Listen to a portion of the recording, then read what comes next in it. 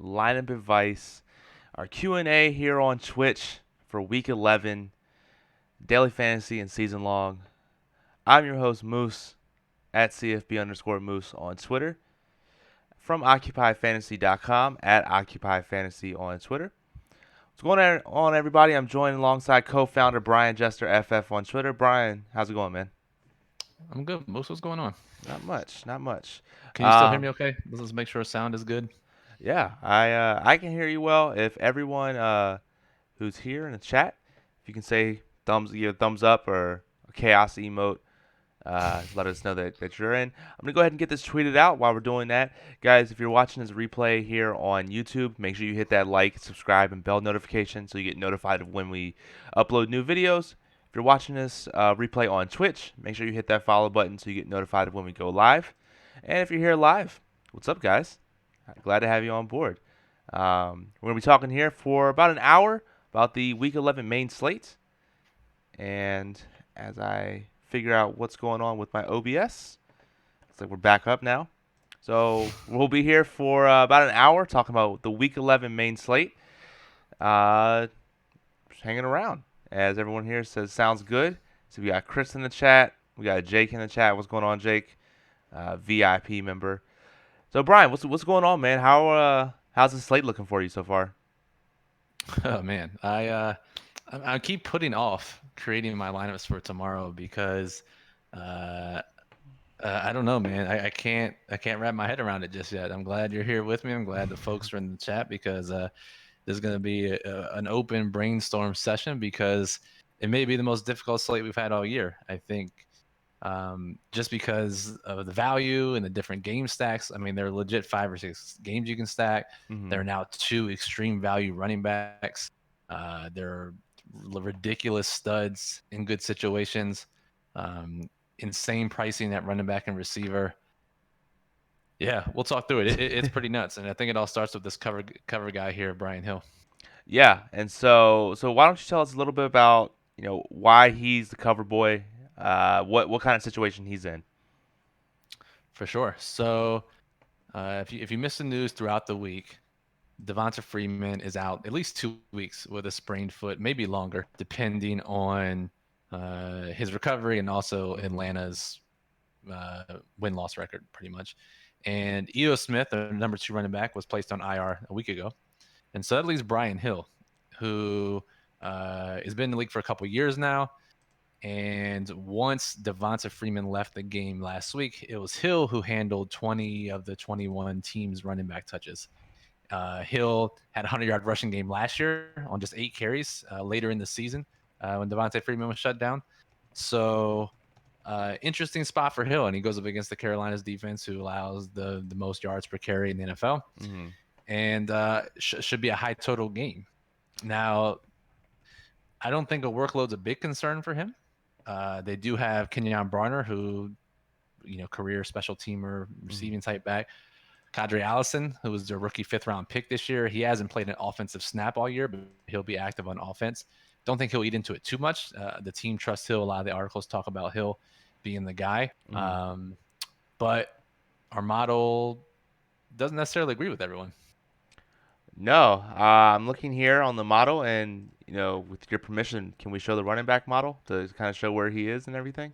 Let's show it this week because I think Mm-hmm. it's important. Yeah, absolutely. So what I have here is the Occupy model filtered for running back for the main slate. For those who don't know, the Occupy model, available with the Occupy membership, ranks all players on FanDuel, DraftKings, and Yahoo, and it gives that OF index per site to see which one has the best setup for fantasy success. And Brian Hill, as you see here, he's ranked outside the top. What is that? Probably like 20th or something. It's kind 4,800 of on insane. DraftKings, 5,900 on FanDuel, and I guess this is kind of where we're leading with the crowd is kind of sharpen up a little bit. His ownership is under 10%. I know when I was doing my lineups on DFS Magic, which is our lineup optimizers that we partnered with, I, when I first started out, I said, hey, what I like to do is I like to filter out, not mess with too many exposures, and see kind of like the trust the model thing is. Come back, see kind of what my baseline is, and I'll go from there. And it didn't give me a lot of Brian Hill, and then we started talking back. Maybe this is like a Jalen Samuels thing where you go 100% with him. But I don't know, man.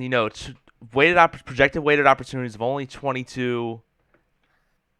It seems like, I mean, even in the model, a few spots above him for less salary on both sites. Kalen Ballage plus more weighted opportunities. What's your opinion on this, man?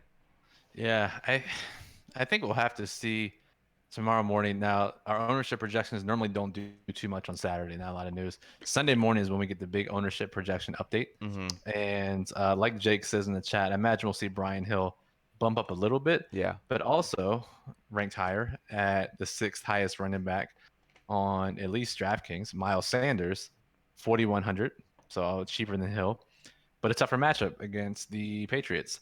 Now, it's not guaranteed for Sanders just yet, but based on everything we've read, Mm-hmm. Jordan Howard, who is dealing with the stinger, has been dealing with it for 2 weeks now, unlikely to be cleared for contact by tomorrow morning, which means Miles Sanders, Boston Scott, who's smaller than Darren Sproles, even who Darren Sproles is on IR, Yeah. and recently signed Jay Ajayi, who hasn't taken a snap since last year. Yeah. So Sanders would be the lead dog, first round, or a top 3 or top 4 dynasty running back this year. Mm-hmm. Super talented guy, especially in the pass game. So we have him at a huge workload at a little bit cheaper price. And I think his ownership will skyrocket tomorrow morning. So Yeah. the question is, how do we handle both of these guys? Yeah, and one thing, if you take a look at that OF index change column, it's skyrocketed. I am assuming that's probably the highest. Yeah, the highest for DraftKings and the highest for FanDuel for Miles Sanders. Yep. Let me ask you this: do you think there's a case where because there's some good expensive wide receivers? I know Michael Thomas leads it.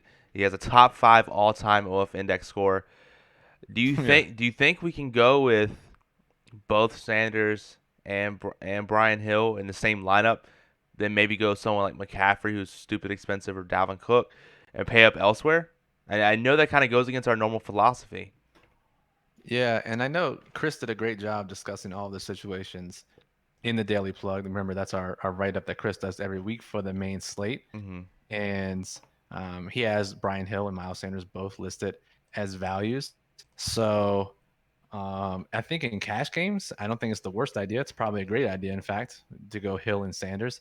What I'm debating, and again, this doesn't apply to most of our followers, so we'll keep this conversation short. Is do I just go 100% Brian Hill and 100% Miles Sanders, and then optimize the rest of my lineups? And I guess it does apply to some folks if you're doing 3 or 20 lineups or 10 lineups or 5 lineups or whatever.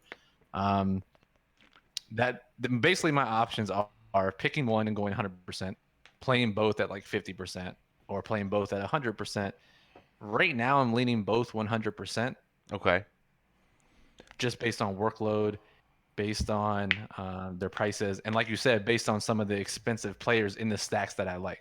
Yeah, and speaking of the expensive stacks, if we go back to the Daily Plug, and Chris writes up 3 game stacks every week that he likes, and we all kind of use the same. We all use the Occupy model, stuff like that, and we're generally speaking on the same type of games. Maybe differentiate a little bit here or there, but the stacks that really stand out in the model are very expensive. So it may make sense. I can definitely see this where we have a super expensive like New Orleans Tampa Bay stack. That would be great salary savings to do Hill and Sanders to fit in like Breeze, Thomas, Kamara, uh, Kamara in the flex spot. That would be that's a great salary saver, and I don't know. I think this is probably the only time where I'm waiting now as well. I said this is gonna be my first week where I start building my lineups on Saturday, but I'm gonna Of have to course you wait. can. What I'm gonna do is I honestly I'm gonna wait till Sunday, our big ownership update push. Once that comes in, I'm gonna reevaluate what I have and go from there because I think that's gonna play a huge part. I think it will too. And I think we can guess that they'll both be the 2 highest owned running backs tomorrow morning. Hmm. We'll see. Um, it's not like a surprise. It's not like we have no control over the ownership Yeah. or, it's just some random formula. We have no idea what it is. So we can pretty much figure out what it's going to be. Hmm. But But yeah, I think just given some of the expensive plays that you really want to get into your lineups, the ones that Chris highlight in the plug, both in the stack section and in just overall in your cash games, Hmm. I think it probably does make sense to lock in both. So Yeah, it makes sense. Yeah. So let's say so for someone like me who bankroll does the 20 max, I guess if you're doing 100%, it doesn't really apply to how many lineups you're making. If you're doing 1, 3, 20, 150, if you're doing 100%, it spreads out all across the same thing. So I guess do that and yeah, pray for the best, right? Pray to the DFS gods. yeah, I think what you can do is Chris, as Chris says in the chat, it's such a deep slate at running back. You got Hmm. Dalvin Cook, you have of course McCaffrey, Ezekiel Elliott, Leonard Fournette, Josh Jacobs is also there. Hmm. So I guess what you could do is, depending on which ones of those you like, you could lock 100% Hill and Sanders, and then rotate those stud backs throughout the rest of your lineups. Yeah, But I think the ultimate question here, because it is a good cash game slate, I think, but we don't want people paralyzed with all the options. And I think that's why Chris writes the plug the way he does. So I don't know, man. If you, I don't know the way to go for cash games. I love paying up at the running back position. hmm, My preference would be McCaffrey, Cook, and then one of these value running backs. But that also depends on if any cheaper wide receiver options are really good. And hmm. I think a couple of those situations are still yet to be determined. Debo Samuel mostly in mind for San Francisco. Yeah, no, it makes sense. And apparently now Twitch allows polls, so I'm gonna see if we can go around it about this. Where who would you guys rather play in cash games? Would it rather be Miles Sanders or Brian Hill? So let's see if I can actually get this poll to work. Can you do Hill, Sanders, or both? Yeah. See if we can get a little three-way poll going. And as Um, Chris says, we haven't even discussed the best runner on the slate, Lamar Jackson. Very true. so are we speaking of DraftKings cash games? Yeah, let's do DraftKings. I think. Okay. I feel like most people play DraftKings, but I think a lot of people will be scared off by Miles Sanders' matchup with New England. But as we know, as we've talked about many times, defensive matchups are primarily driven by the offenses they've faced so far. Yep. The correlation between a defense's success in the first half of the season is basically non-existent between their performance in the second half of the season. Okay. And New England has barely played anyone. We saw what Lamar Jackson and the Ravens did to them. And in Hmm. fact, including that game, obviously the Ravens, I mean, the Patriots were allowing over 5 yards of carry the last 4 or 5 weeks. So I don't think we should be concerned at all about Sanders' matchup. You get that volume at that price, it's tough to ignore. Definitely agree. And so Twitch only allows a max time of 3 minutes for a poll. So I'm gonna go ahead and do the poll right now. And everybody that's watching, definitely go ahead and pick that. And then we'll talk about that in 3 minutes. Let's see here. Yep. So while that's going on, the other stacks that Chris talks about is so we kind of covered New Orleans and Tampa Bay a little bit. Do you want to go in any further detail with that stack? I mean, it's an expensive stack, Yeah. and you know Thomas 9,900 on DraftKings. Evans and Godwin are not cheap, so I think this game is definitely one of the best games to stack. Hmm. And Moose, I think there was at least some belief in the past that second matchups between teams were lower scoring, but I think some recent research has shown that's not necessarily the case. So New Orleans, Tampa Bay has already faced each other. I don't necessarily think that means this game will be lower scoring than the first game or whatever. No, You know what I'm yeah, saying? Yeah. yeah. I don't think there's really any correlation between the first game score and the second game score.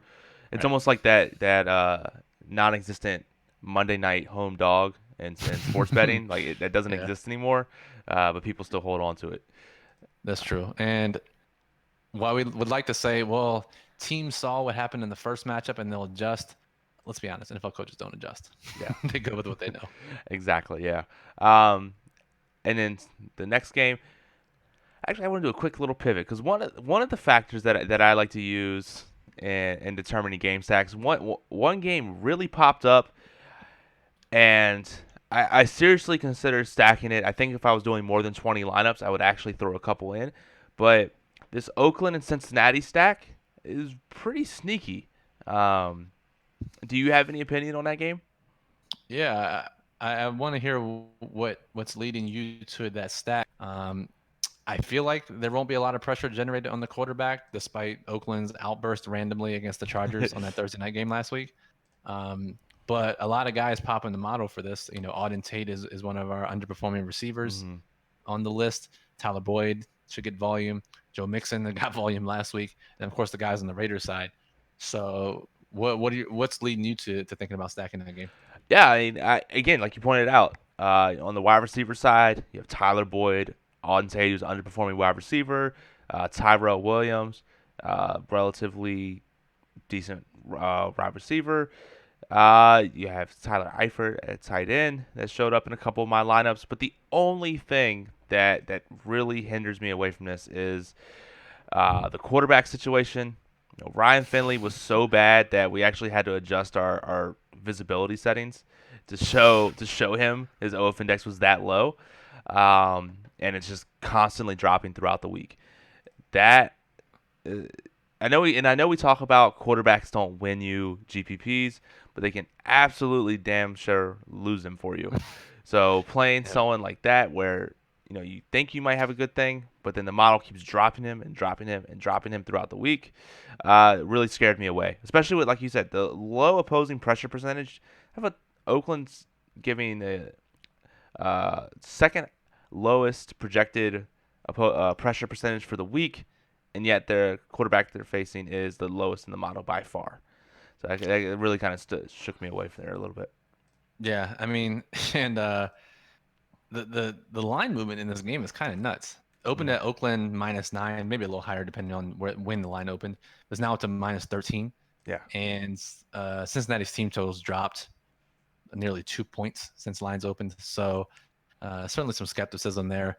Oakland, I imagine, will be content with just running the ball a ton in this game and getting out of there with the win. So we'll see. Yeah, I'm not doing it. I think it just misses the cut, Hmm. but certainly in cash games, I think you want. But that's the thing, though. It's like Oakland has a pretty high team total, nearly 31 points. Yeah. But who do you really feel comfortable with in that offense aside from Josh Jacobs in your cash game lineups? The answer is really no one. Yeah. I mean, Derek Carr, looking here, is the second highest projected player across both sites. I mean, that makes him Yeah, great for cash, but like, we're yeah. unless Finley randomly balls out, which I guess is. I mean, he was good in the preseason. I don't think we can judge him fairly based on his solo performance against the Ravens defense, who are known to make rookie quarterbacks look terrible. So I do think Finley performs better than expected, and certainly better than last week. But we'll Hmm. see if he plays well enough to force the pace in that game. Yeah, should be very interesting. Very, very interesting. Yeah, so with that being said, let's go to the next game that Chris wrote up, and it looks like he made a comment. It's always fun when you're down like 40 points, you still hand it off. Yeah, they're Yeah, that was last week. They were just in protect Finley mode, and despite being down 4 touchdowns, Mixon got 30 touches. I'm pretty sure that's a brand new sentence you just made. They're protecting Ryan Finley. Yeah. Well, like protecting him from Yeah. both injury and his confidence. Yep. Yeah, so the Dallas Detroit and the Atlanta Carolina, are those any of those two games are you stacking for your 150 lineups? Just curious. Definitely Atlanta and Carolina. A lot of cheap options, some underperforming receivers. Love the Atlanta Carolina game. Certainly stacking. Dallas and Detroit, I'm personally not stacking. Chris makes some good points here Hmm. on why to stack. I know it's a high total game, and looking at the model, um, let's see. The game total still at 49. It's dropped a little bit. I know when Waleed and I recorded our podcast Wednesday night that the total was at like 51. Hmm. But I imagine that has something to do with Matt Stafford not playing. Jeff Driscoll will get the start. Like Finley doesn't rate high in the model. Hmm. So that kind of has me off this game as a stack, but there are plenty of players that can get to 25 points, which is what we like. Yeah. And so the poll closed, but I don't know where it went. I did get the results. It was actually even on that they would play Great. one or the other. So That's great. yeah, Thanks for the fantastic. help. Thanks for the help, guys. Nice. Yeah. The So. other game most that Chris mentioned at the beginning, that I do like, and as we talk about in our $1 million mission, stacking in high risk contests, really like playing multiple guys from the same game. But I think that Baltimore Houston game, you don't have to stack that much. Mm-hmm. Yeah. If you play the Watson side, you can go Deshaun Watson, DeAndre Hopkins, maybe Kenny Stills, maybe Darren Fells, and then run it back with Marquise Brown on the other side. But I think if you play Lamar Jackson, who's one of the most expensive quarterbacks on the slate, you can go with just one of his pass catchers because you have that rushing upside, and Mm-hmm. then just run it back with Hopkins, and then fill the rest of your lineup out with the guys that we like. And I think that's a good high risk stack. Yeah, absolutely. And you don't have to go that full game stack. It's still a great way to go about it. Yep, Yep, exactly. absolutely. Yep. So guys, we'll be here for another 30 or so minutes. If you have questions, definitely go ahead and ask them in the chat. If you like what we do, definitely go ahead and hit that follow button. I see we got a notification, a new follower. Um, what is his name? Helmu's father, a great name. So Fantastic, man. thank you, sir, for or ma'am, for following. Appreciate that. Um, Jake has a question. Says, what do you think about Duke Johnson in that game as a GPP play? Let's see here. So, obviously in a game stack setting, I think Mm-hmm. he's fine. And if you look at Houston's last game and you look at the snap counts, Duke Johnson, 47% of the snaps, pretty much in line with what he's been seeing since he came over to the Texans. Mm-hmm. Hyde still outsnapped him a little bit. But then if you look at touches, Johnson, no, outside of the first game with Houston, Johnson had 12 touches, which was a season high after that first game. Okay. 5 for 68, had the rushing touchdown. That was in London in that Jacksonville London game. So I don't hate it. He's a cheaper option that can help you fit in some of these more expensive guys. Mm-hmm. So yeah, I don't hate it, Jake. Yeah, definitely. And looking at the model, he's used to be one of my favorite plays. What, last year, I think. I mean, even Moose now love, on DraftKings, he's only 4,000, which is still pretty solid. yeah, Moose loves him some Duke Johnson. Yeah. So, all right. So one sneaky play, we like to talk about a lot is kind of one of those wide receivers that fit under the radar. And are there any kind of plays that I'm filtering in the model by low risk? You mentioned him earlier, but Debo Samuel, he just barely makes the low risk filter in the model. What's your opinion on him, Brian? Do you think he's a good solid cash play? Yeah, I liked him a lot more when we thought Emmanuel Sanders was not suiting up. Hmm. And Sanders hasn't practiced all week. If you recall, he left the Monday night game early with a rib injury. And from what I've read, it sounds just like a pain tolerance issue. And a lot of times you can get an injection in the area to block feeling for a few hours. At least that's what a lot of medical staff is saying. And if that's the case, he should be able to play just fine. It can be re-aggravated if he gets hit hard there. So Hmm. that's the one concern. But you have no George Kittle. You have a potentially limited Emmanuel Sanders. And Debo has had tons of targets in the last two games. He went off for 100 yards total Hmm. in the Monday night matchup. And then in total, 18 targets the last 2 weeks. So, Debo at his price tag is a great salary saver. I think even if Sanders plays, he has 5, 6, 7 target potential. But if Sanders is ruled out, or it says he's going to play a limited role, then I think we have to consider Debo pretty heavily. Yep, makes sense to me. And Helmy's father, who is a Twitch Prime subscriber, pretty awesome, says, "How many players is an optimal stack? A quarterback and one running back, a wide receiver, or two quarterbacks and two wide receivers, running backs?" Well, if they let you play two quarterbacks, you should absolutely do that. Yeah, Um, yeah, definitely. but no. So normally on DraftKings, we try to shoot for that 5-man game stack. On FanDuel, I know Brian, you're shooting for the 4-man game stack, 3v1.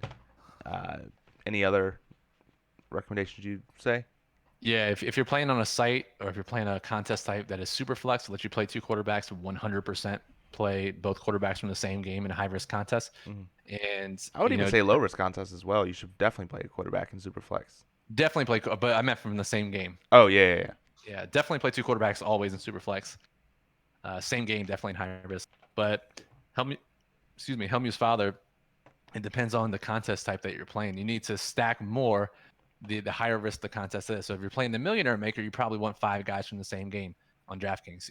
Again, FanDuel 5 is a little too much because it's more touchdown heavy with the half point PPR scoring. So you probably just want 4 max there.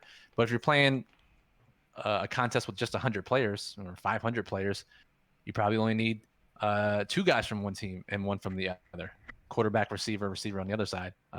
Kind of scale it up. 4 is that sweet spot in the middle on both sites. But for those large field GPPs, large field satellites, try to get 5 guys on DraftKings, 4 on FanDuel if you can. Yep. Great question. Great question. Yep. Let's see here. All right. So, what about you, Brian? So I asked you about Deebo Samuel. Is there any player that kind of sticks out for you on the wide receiver side? Yeah, I think a receiver, and he doesn't necessarily stick out, at least by model standards. Mm-hmm. And that's Nelson Aguilar of the Eagles, because I mean this game's kind of crazy with some different injuries and whatnot. But Alshon Jeffrey's out, Deshaun Jackson is on IR. Aguilar, as a result, will be the number 1 receiver. He's 4K on DraftKings, 4,800 on FanDuel. Should avoid Stephon Gilmore for the most part. I think as Aguilar should play in the slot mostly. And projected for 7 targets in that price range is pretty crazy. Yeah. His ownership right now is 1% to 3% projected. We'll see if that goes any higher. But he's certainly a guy in low risk contests. I'm not sure how much upside he has here in this game, but 7 targets to that price tag is really, really good if you're trying to fit in higher price guys. Makes sense. And I do want to go to the wide receiver filter here, model, and we're just trying to filter out for Philadelphia. What's your thing? We talked about it in our staff chat with JJ Arcega Whiteside. He's projected for 5 targets in our model, min price. It seems like he should be getting some action, but he just hasn't. And some sources that we read says that he's trying to get a little bit more action. He just hasn't showed the coach. The coach hasn't seen him do as well as he wanted to. But what's your opinion on him? He should. I read an article yesterday. I think it was on the Athletic that said he should play over half the snaps in this game as long as Jeffrey is out, which he is. So at min price, you can do worse in a high risk contest. Yeah. Low risk, the floor is 0. Yeah. High risk, I don't hate it. Remember when he was playing, he popped up on the underperforming receivers list a couple times because he was getting targeted downfield pretty frequently. So he's certainly on the list this week because he hasn't been playing. Yeah. But we know that when he's been in the game, he's had high value targets. So I don't mind it at all. I think it's actually a pretty good call. Yeah, so I think that especially if you're going with a heavy priced game stack like the New Orleans game, he's someone who you could fit in that as an island play that could really pop off. He's projected less than 1% on both sites. Out of his 5 targets, he gets 1 touchdown. I think he got some pretty good red zone targets when he was playing as well, right? I know Chris is the red zone expert. If you want to jump in there for me. Yeah, there's actually a couple of guys moves that I think you could potentially use in that price range. I don't really like going down that far, but I think this week you might have to, especially if you don't use the cheaper running backs. But you have Russell Gage in what could be a shootout. He's 3,300 and he has double-digit targets the last 2 weeks. Mm-hmm. Austin Hooper's out, so even more targets opened up. Allen Hurns with Preston Williams on IR. And Hurns actually signed a contract extension today. He played like damn near every snap last week. He's an option. Kendrick Bourne, if Emmanuel Sanders is out. Yeah. And I think those are the guys I was looking at. But yeah, there's definitely some options in that lower price range if you need some upside. Makes sense to me. Looks like we got See Me Mom in the chat. What's up, man?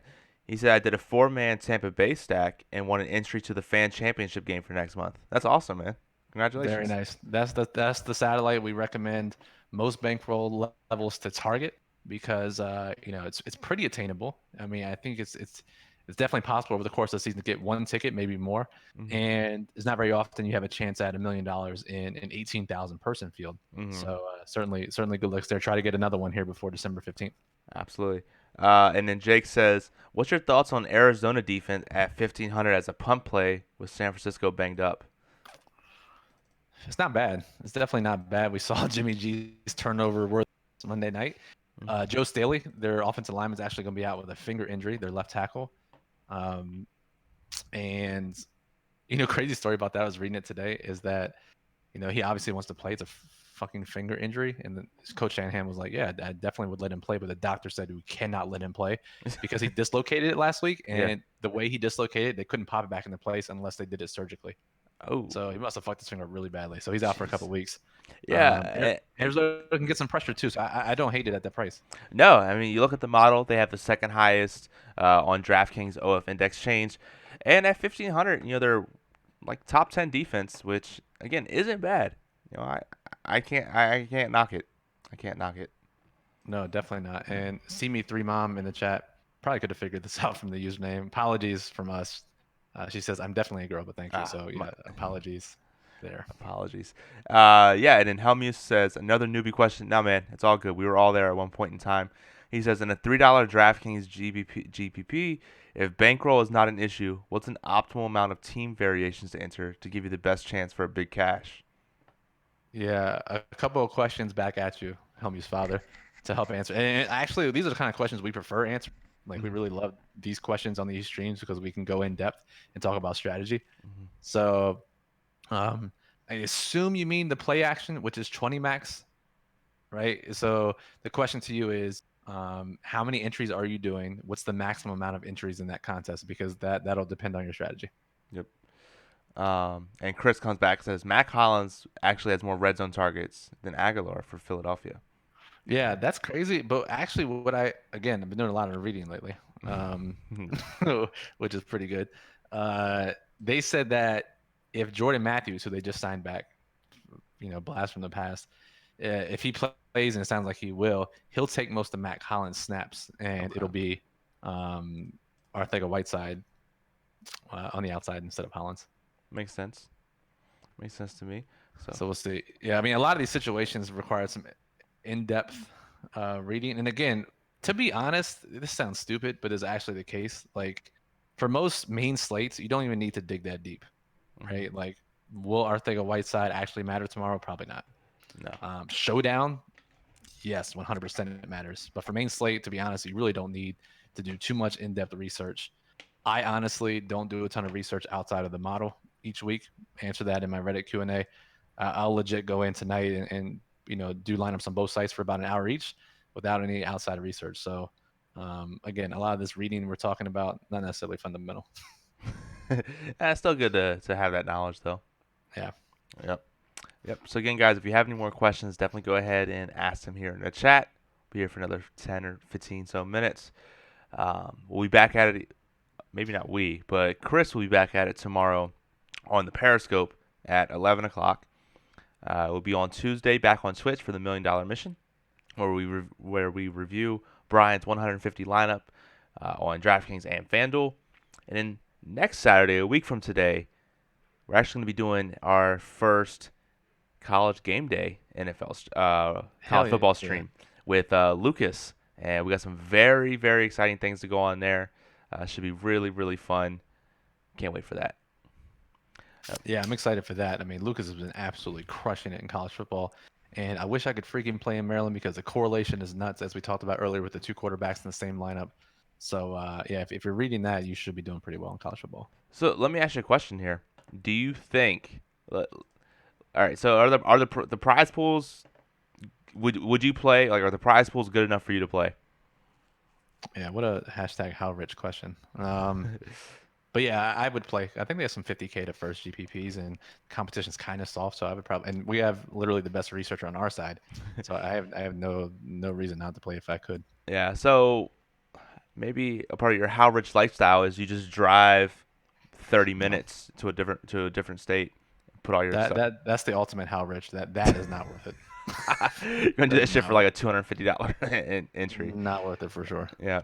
And so let's see. All right, so Jake comes up here and says, any thought on if DJ still has a pulse and how snap percentage shakes out with him and Drake? Drake just crushed San Francisco. Is there a possible repeat? Also interested on San Francisco running back snaps with no Breeder or Mostert questionable. Yeah, good questions, Jake. And if anyone has seen that run that David Johnson made last week, where he looks like he's running in quicksand. Dude, I saw that and I was like, this has to be like a slow motion play. It just wasn't. But I Dude, was it like, was I was watching it live and I literally yelled, "Run!" Like, yeah, what are you doing? It looked like in Madden when it glitches and you can't control your player and he's just moving at the slowest pace possible. But yeah, if you read practice reports this week, Drake has been running with the ones, and I think it makes sense based on DJ's conditioning or health or something. I don't know, but they have a bye next week. Drake's interesting. He's the guy, and if you like stacking that game, he's the guy there. On the other side, Mostert is super cheap and should get like 40% of the work against a pretty poor defense. hmm So he's another punt play. Generally don't like punting at running back, but a guy like Mostert in a great system can certainly hit 15, 20 points. yep, makes sense. And so, see me mom has a good question. Yeah, she's new here, so we'll definitely go ahead and give her this answer. She said, "Do you think CMC is worth his price this week? We'll do it for low risk and high risk." Yeah, low risk. I don't think you have to do it And that's because kind of of what Chris, Dalvin yeah, Cook. and that's what Chris says in the chat. You don't think you have to force him in? Sorry, I didn't mean Yeah. to cut you off. No, no, it's fine. No, I didn't read Chris's response, and it's actually perfect. It's like there's other guys you can save money on that have similar floor ceiling combinations. Dalvin Cook, Josh Jacobs, maybe, especially the two cheap guys we talked about. I don't think you have to do it. Yeah, High risk contest. I do love his upside and think he's worth playing, but again, not a must by any means. yeah, and filtering by projected weighted opportunities, McCaffrey does lead that pack, Yeah, but at several thousands dollars savings, you can get people within a pretty good, just a small amount of difference between them. I am With not playing. I'm not playing, refuse to play Le'Veon Bell. I'm not doing it anymore. no, can't do it. No. Um, yeah, and then Trap Kill God, which is a great name, says he has a tough stardom sit-em question for us, and needs some help. Would you do Allen Robinson or Jameson Crowder this week in a standard league? It's really rough, man, because Allen Robinson is on our underperforming receivers list, and but he's on the list for a reason because Mitchell Trubisky can get him the ball. He's hmm also going to be shadowed by Jalen Ramsey this week. Tough matchup. I would probably go Crowder in a much better matchup against the Skins. Yeah, I would probably lean the same way as well. Hope you win that one, man. Yeah, definitely. Good luck to that. Just know that start sit decisions. I can't say it. Start sit decisions are like 55% at best. So you're gonna be wrong almost half the time, regardless. Yep. Yeah, guys. So if you have any more season-long questions, you can definitely go ahead and ask them here in the chat. We'll more than happy to answer those. Um, Jake, the weekly unanswerable question: Evans or Godwin this week? Godwin for me. Fuck Evans. Oh man. But for real, if I had to choose between two, it would be Godwin. Yeah. Let's Yep. see.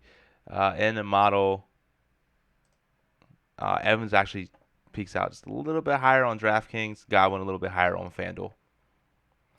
Cool That's beans. fair. Yep. Helmies Fowler says, "Are you playing any Dolphins this week in GDP?" Uh, I am not. I don't think so. I haven't made my lineup yet. I'm personally not playing.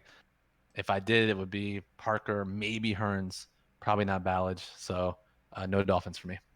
Yeah, I mean, any other week, Balic would be in contention for me, like possibility in my player pool. But there's just so many other values for halfway decent running backs that I can't include them this week. Yeah, I don't think so. Yep. Let's see. And then AJ says half point PPR, Mike Williams or Curtis Samuel. Half point people are Mike Williams, Curtis Samuel. Samuel this week. This is the week for Curtis Samuel. Okay.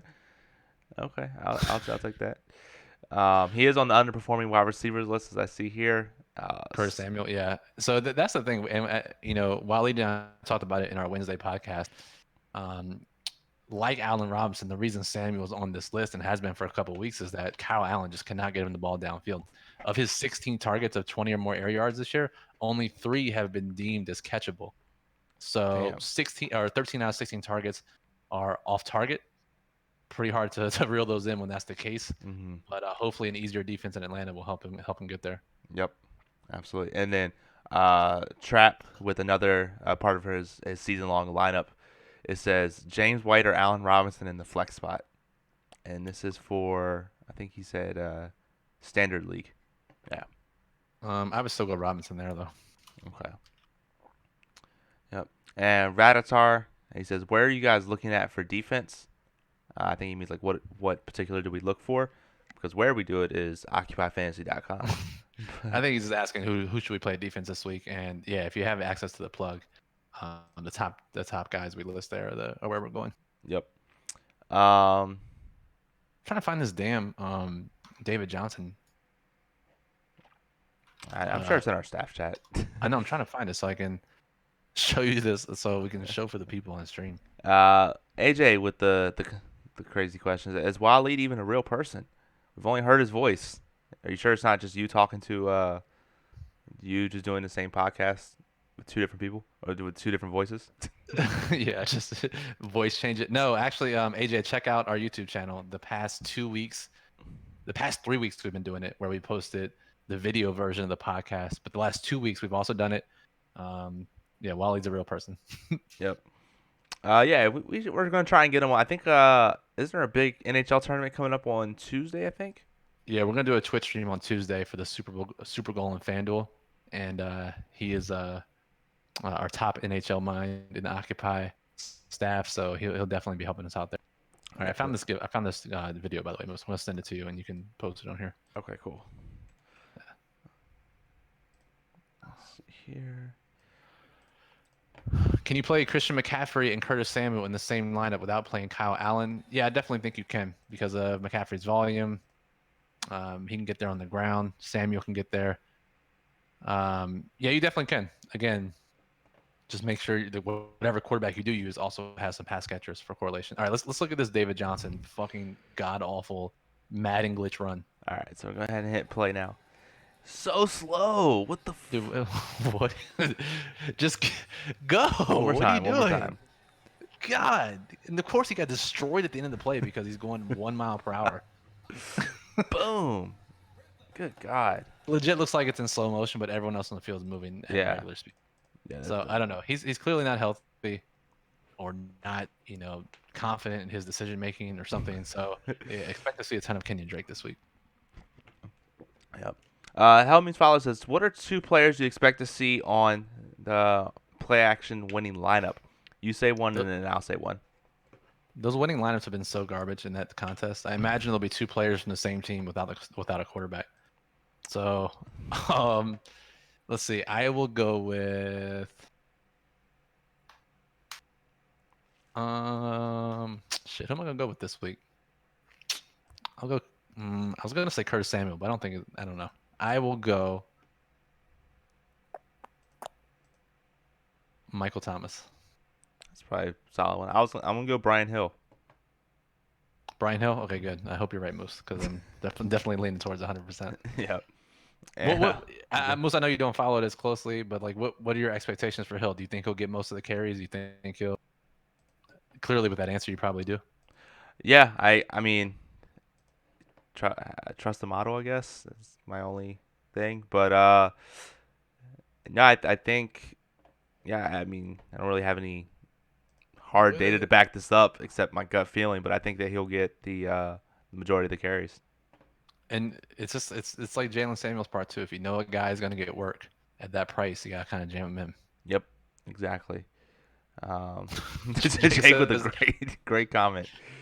Yeah, dude. That looks like if they gave Emmitt Smith a carry today. Emmitt Smith would have got at least 1 yard on that play. Yeah. What a disastrous run. Yeah, I don't think it's to be a surprise to anyone if Kenyon Drake plays more. Absolutely, yeah. Yep. And Chris says his thing for the two players in the Millie winning lineup is Zach Ertz and Miles Sanders. That's a perfect $3 play action winning lineup player pair. Yeah. That's happened a couple times this year where you said two random guys from the same team with no other correlation in the lineup and they go off. So I like that call, Chris. I know, right? Yep. So, all right. So rapid fire questions, get them in. We'll be here for 5 more minutes. If you like what we do, definitely go ahead and hit that follow button so you get notified of when we go live. If you really like what we do, you can go ahead and share bits. You can go ahead and sub. If you sub to us here on Twitch, you get access to the Discord channel where we chop it up with our Twitch subs. We're all a part of it. Really, really fun time up there. If you have Amazon Prime, you can subscribe for free. All you have to do is link your account. Once you're subbed with us, hit us up. We'll give you access to the Discord channel. And You, go you'll ahead. definitely want access because you can either sweat showdown slates, but like 99% of the time you can tilt showdown slates with us in the Discord. It's generally that's the best part. It's like we chop it up and we're like, all right, everyone feels fantastic about Showdown. By the end of the first quarter, we're all like, fuck this. Yeah, it's mostly just making fun of the winning lineups. So, Yeah, all right, Trap Kill God says, all right, Tom Brady or Jacoby Brissett this week. Tom Brady for me. yeah, definitely Tom Brady. And Jake says, how's Ertz going to be in the winning lineup if Goddard outscores him? Because he's not going to. Ooh. Yeah, we'll see. I think there will be two tight end sets this week. Yep. They lead the league in that department, so we'll see.